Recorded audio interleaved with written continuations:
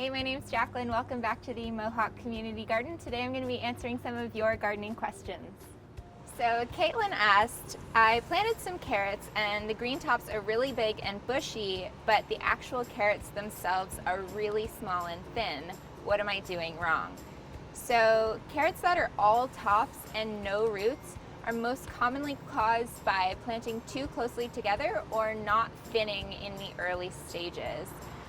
They can also be caused by over-fertilization, or some say that carrots planted close to tomatoes also suffer from stunted growth, but really good flavor. So those are some things you could think about.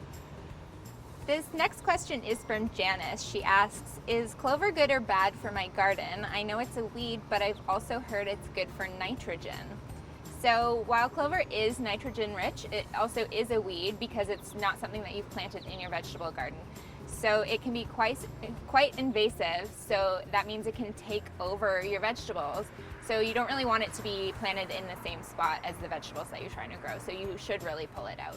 The next question here is from Joanne, and she asks, my basil keeps flowering, is it still okay to eat or should I pull it out? So anything that begins flowering means that it's really struggling with the hot weather and it's going on to the next stage of its life. But basil is one of the only things that you can actually pick the flowers off and delay that process of bolting or going to seed, as we call it, when it starts developing flowers. So if that was something like spinach or lettuce, it wouldn't be good anymore and it would taste really bitter and you'd want to pull it out.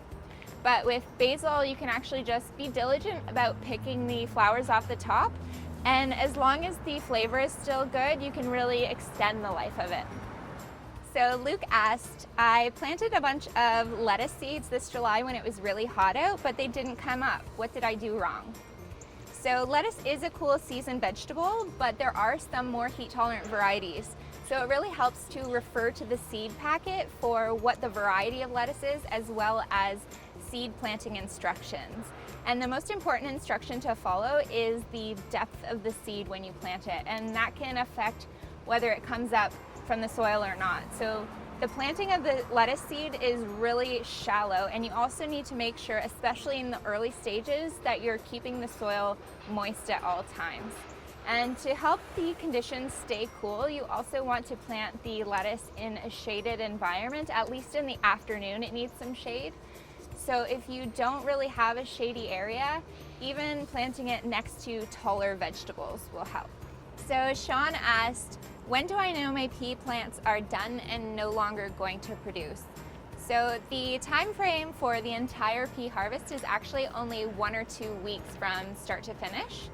And you can also tell the way the peas are developing goes kind of from the bottom to the top of the plant. It's especially helpful if you have them growing on a trellis. So when you start picking your peas, the pods should be plump and have a swollen appearance. And once you've started harvesting your peas, you should be checking them every single day.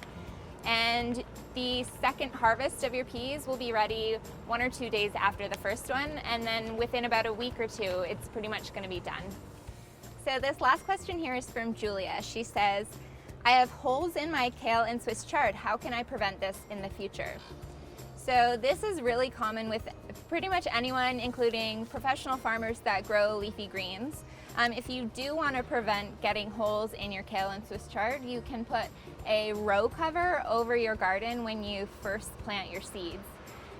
But in terms of whether it's really an issue or not, it's not really something to be concerned about. Just make sure you give your vegetables a good wash before eating them to make sure you get any dirt or any bugs or any little eggs, if that's the case, off of your vegetables. So that's all we've got for you this week. Thank you for tuning in again. As always, if you need any help, catch me in the garden or send me a quick email. Bye-bye.